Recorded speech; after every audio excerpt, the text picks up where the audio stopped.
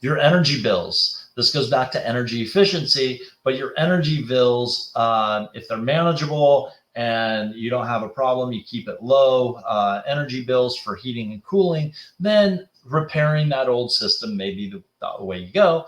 But if your energy bills are high and you're looking to reduce the energy usage, then putting in a new high efficiency air conditioner system will help drop those energy bills. What we find a lot of times is a customer goes in, puts in a high energy efficiency system and goes, well, I used to keep my house at 77 degrees. I'm going to drop it down to 72 degrees. Well, even though it's going to be a much more efficient system, you're using more electricity to bring that temperature lower. So if you're comfortable at 77, 75 degrees, your old system is keeping it there, and you put in a new high efficiency system, your energy bills will definitely drop if you keep the same temperature and use your air conditioner system the same way.